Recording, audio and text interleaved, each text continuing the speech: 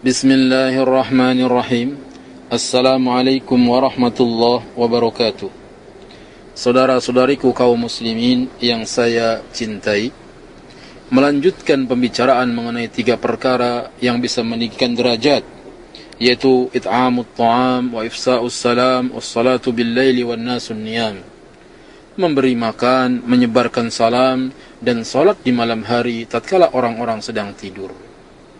Salat di malam hari tatkala orang-orang sedang tidur, yaitu salat tahajud. Allah Subhanahu wa taala berfirman, "Wa minal laili fatahajjad bihi nafilatan laka asa ay yab'atsaka rabbuka maqaman mahmuda." Dan di sebagian malam hendaknya engkau salat tahajud, dan dengannya itu sebagai amalan tambahan bagimu, dan semoga Allah Ta'ala akan membangkitkanmu di tempat yang terpuji. Yakni salat tahajud merupakan amalan yang sangat utama yang akan meninggikan derajat manusia, sebagaimana yang Nabi SAW sabdakan, fa'ammad darajat, yakni perkara yang bisa meninggikan derajat, wassalatu bil laili wan nasun niyam, salat di malam hari ketika orang sedang tidur, tengah malam misalnya, sepertiga malam terakhir, ketika Allah Subhanahu wa taala turun ke langit dunia, Allah membentangkan kedua tangannya, kemudian Allah Ta'ala berfirman, siapa yang berdoa kepadaku, aku kabulkan. Siapa yang mohon ampun kepadaku, aku akan ampunkan. Bangunlah di malam hari, rukuk dan sujudlah menghadap Allah. Adukan setiap problem yang kita hadapi, adukan setiap masalah yang kita hadapi.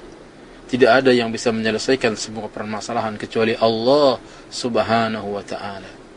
Kezaliman yang orang lakukan kepada kita, adukan kepada Allah. Dialah hakim yang paling bijaksana.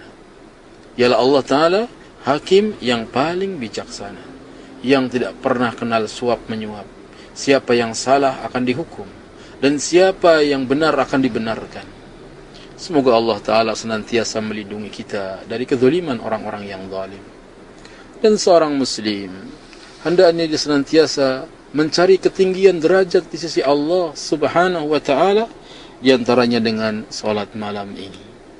Nabi SAW bersabda, "Alaikum biqiyamil lail, fa innahu da'bu salihin qablakum." Hendaknya kalian menjaga salat malam, karena itu adalah kebiasaan orang-orang saleh sebelum kamu. Hadis ini sahih, disebutkan dalam Targhib wa Tarhib di nomor 624. Saudaraku kaum muslimin yang saya cintai, ngaku jadi orang saleh tetapi jarang salat malam, maka kurang syarat menjadi orang saleh.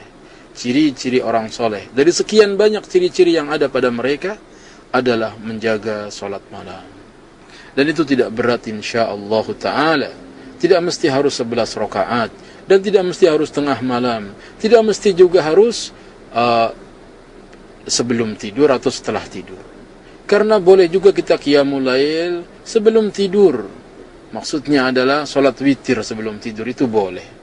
Selesai salat Isya, kita salat ba'diyah Isya, kemudian kita salat witir. Minimal 1 rakaat, maksimal bisa 11 rakaat.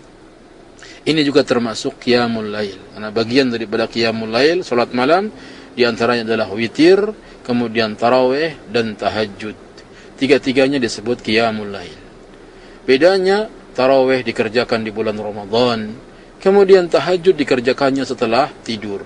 Adapun salat witir boleh dikerjakan setelah tidur, boleh juga dikerjakan sebelum tidur.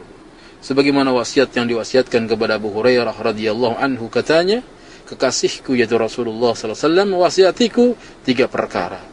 Yang pertama, jangan tidur sebelum salat 1 rakaat. Yang kedua, jangan tinggalkan salat duha 2 rakaat. Dan yang ketiga, jangan tinggalkan saum 3 hari setiap bulan. Semoga Allah Subhanahu wa ta'ala menjadikan kita orang yang senantiasa menjaga qiyamul lail, salat malam, walaupun witir sebelum tidur, sehingga Allah Ta'ala muliakan kita, tinggikan kita kedudukannya di sisi Allah Subhanahu wa ta'ala. Seorang muslim harusnya punya prinsip, celaan manusia tidak akan menjatuhkan kita di hadapan Allah Subhanahu wa ta'ala, sebagaimana pujian manusia tidak akan mengangkat derajat kita di hadapan Allah Ta'ala. Jadi celaan, hinaan manusia tidak akan menjatuhkan derajat kita di hadapan Allah Subhanahu wa ta'ala. Sebagaimana pujian manusia juga tidak akan mengangkat derajat kita di hadapan Allah Subhanahu wa ta'ala.